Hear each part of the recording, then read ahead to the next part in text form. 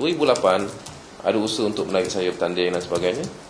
Saya tidak bertanding sebab saya tak nampak ada reform dalam UMNO, ya, untuk saya kembali kepada UMNO. Sebab itu saya tolak tawaran pada tahun pilihan raya yang lepas, dan saya merasakan bahawa ingin meneruskan usaha dalam gerak kerana saya rasa usaha reform penting, ataupun peranan lebih baik dapat saya mainkan dalam civil society dalam gerak. Selepas pilihan raya, yang tsunami baru ni, ada usaha yang dilakukan oleh Perdana Menteri Abdullah Badawi, yang bagi saya merupakan significant move for reforms, ya, tentang judiciary, tentang rasuah. Jadi selepas itu ada beberapa pegawai beliau dan pimpinan UMNO minta pandangan saya, dan saya nyatakan bahawa saya memang amat setuju dengan reform ini, dan ini bagi saya fundamental, signifikan, dan saya yakin ini sebenarnya membuka ruang kepada proses reform dalam negara. Dan setelah itu mereka aturkan saya berjumpa dengan Abdullah Badawi, saya rasa hampir sebulan yang lalu. Dan bagi saya, kalau nak dikatakan deal, itulah deal. Deal yang pertama yang masuk UMNO. Ya, saya nak nyatakan bezanya. Deal yang dulu-dulu tu bukan masuk UMNO, deal untuk bebaskan Anwar Ibrahim. Inilah deal pertama untuk masuk UMNO.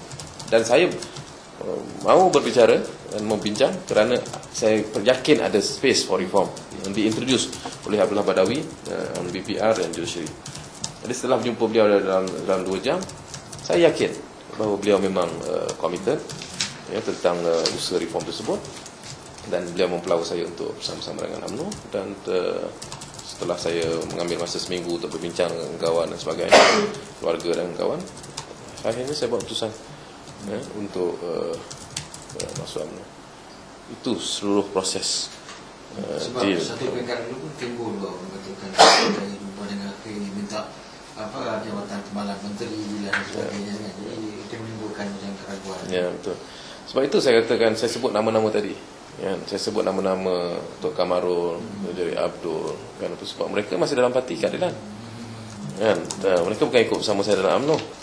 Jadi mereka seharusnya tampil untuk menyatakan, kan, apakah benda itu benar, kan. Kalau mereka ikhlas ataupun jujur, seharusnya mereka beritahu, kan, memang, kan, segala tuduhan terhadap saya, ya, tuduhan imbuhan dan tawaran, ya, duit dan sebagainya, ya, semuanya itu adalah fitnah. Dan saya punya bukti, termasuklah Anwar Ibrahim dan Wan Azizah sendiri, kan. Proses saya deal dengan Khirtoyo, dengan Khairi, semua proses itu dalam pengetahuan Anwar Ibrahim, dan semuanya ialah fokus untuk membebaskan Anwar. Jadi maksudnya dalam tempoh itu tak ada juga katalah dirumuskan orang untuk masuk ke Anwar, kembali ke dalam UMNO.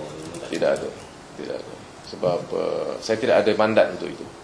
Mandat saya yang diberikan oleh Anwar Ibrahim ialah untuk keluar, sekurang-kurangnya dapatkan rawatan keluar negara, baru bincang political deal.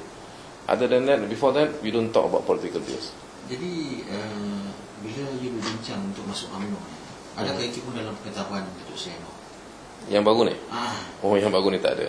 Saya tidak ada hubungan dengan Datuk Seri Anwar semenjak saya keluar parti. Kita tak pernah berhubung. Kita hanya berjumpa 1-2 occasion, kenduri, ada kematian dan sebagainya, dan kita hanya bersalam, tidak bertegur siapa pun. He was very cool towards me, which okay, I take it in good faith. So kita tidak ada hubungan.